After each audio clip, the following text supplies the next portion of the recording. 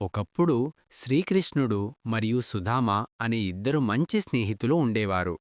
వారిద్దరూ సాందీపని మహర్షి గురుకులంలో కలిసి చదువుకున్నారు. కృష్ణుడు రాజకుమారుడు అయినప్పటికీ గురుకులంలో అందరూ సమానంగా జీవించేవారు. సాదాసీదా జీవితం గడుపుతూ గురువు చెప్పిన విద్యలు నేర్చుకునేవారు. ఆ సమయంలో కృష్ణుడు మరియు సుదామ మధ్య గొప్ప స్నేహం ఏర్పడింది.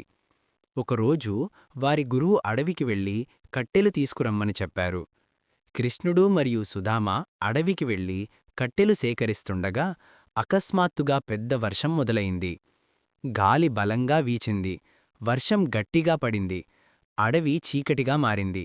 అయినా వారు గురువు ఆజ్ఞను గౌరవిస్తూ కట్టెలను వదలకుండా ఒక చెట్టు క్రింద నిలబడి రాత్రంతా గడిపారు. మరుసటి రోజు ఉదయం సాందీపని మహర్షి వారిని చూసి ఎంతో ఆనందించారు. వారి విధేయత మరియు గురుభక్తిని చూసి వారికి ఆశీర్వాదాలిచ్చారు. కొన్ని సంవత్సరాలు గడిచాయి. కృష్ణుడు ద్వారకారాజుగా మారాడు. సుదామ మాత్రం చాలా పేదవాడిగా తన కుటుంబంతో జీవించేవాడు.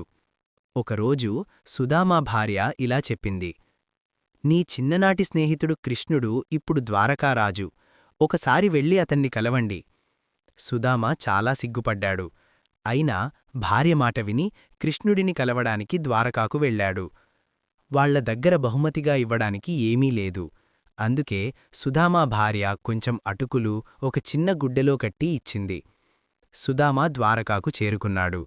కృష్ణుడు అతన్ని దూరం నుంచే చూసి చాలా ఆనందపడ్డాడు. రాజు అయిన కృష్ణుడు వెంటనే పరుగెత్తి వచ్చి సుదామాను ప్రేమగా ఆలింగనం చేశాడు. అతన్ని రాజసింహాసనంపై కూర్చోబెట్టి అతని పాదాలను కడిగి గౌరవించాడు. అందరూ ఆశ్చర్యపోయారు.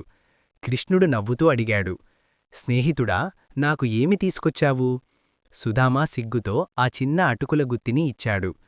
కృష్ణుడు వాటిని ఎంతో ఆనందంగా తిన్నాడు. కృష్ణుడికి బహుమతి విలువ కాదు, స్నేహం మరియు ప్రేమ విలువ ముఖ్యమైంది. సుదామ తన అవసరాలను కృష్ణుడికి చెప్పలేదు. కొంతసేపు మాట్లాడుకొని తిరిగి తన గ్రామానికి వెళ్ళిపోయాడు. కాని ఇంటికి చేరుకున్నప్పుడు ఒక అద్భుతం జరిగింది. అతని చిన్న పేద గుడిసె అందమైన రాజమహలంగా మారిపోయింది. అతని కుటుంబం సుఖసంతోషాలతో జీవిస్తోంది.